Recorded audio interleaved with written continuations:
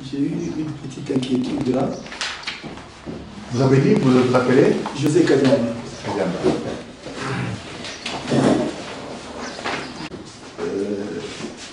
De vous étaler un tout petit peu là les inconvénients au vrai sens du mot là, de la décentralisation. Parce que vous avez dit que les provinces ne sont pas concernées par la décentralisation administrative, mais elles sont dans la décentralisation politique.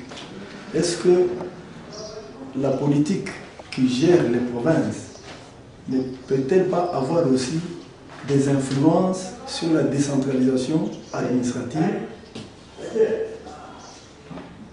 La décentralisation, la lutte contre la pauvreté, comment on peut s'y prendre.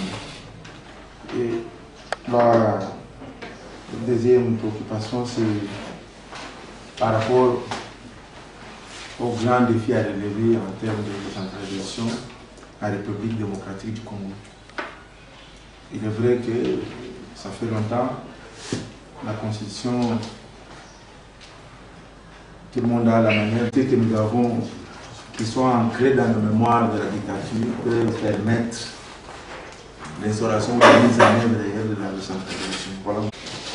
Je voudrais savoir quand est-ce que les cours de tribunaux se saisissent ou peuvent se saisir d'une décision, par exemple, pouvant conduire à l'annulation d'un édit provincial, par exemple, qui ne serait pas dans le respect de la Constitution.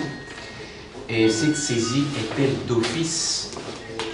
Et vous ne craignez pas, par exemple, que le gouvernement, le ministre et les membres du gouvernement central, peut-être que leurs intérêts ne se retrouvent pas dans une décision prise en province, en violation peut-être de la loi sur la libre administration de province, ces derniers se prononcent auprès des tribunaux pour faire casser cette décision tout simplement parce que...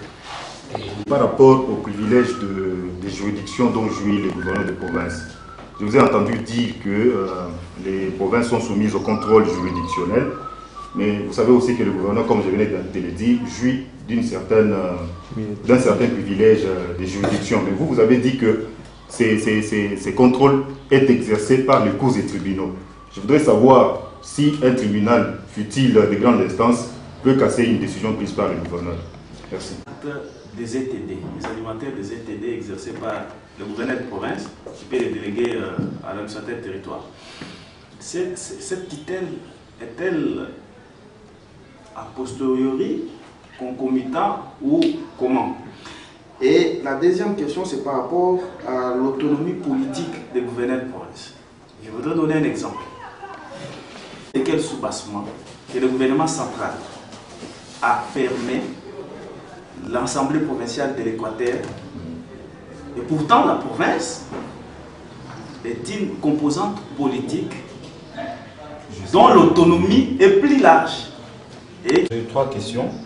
La première, je voudrais bien avoir une idée assez claire sur l'autorité des tutelles et la manière dont les choses doivent marcher ou fonctionner normalement dans la déconcentration. C'est vrai que ce n'est pas la préoccupation ici, mais je voudrais un peu avoir la différence.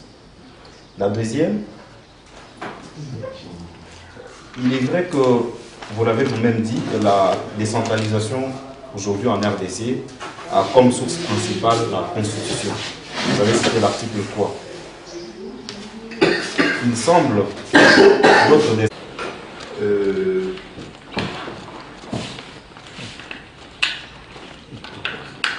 concernant les inconvénients, la transition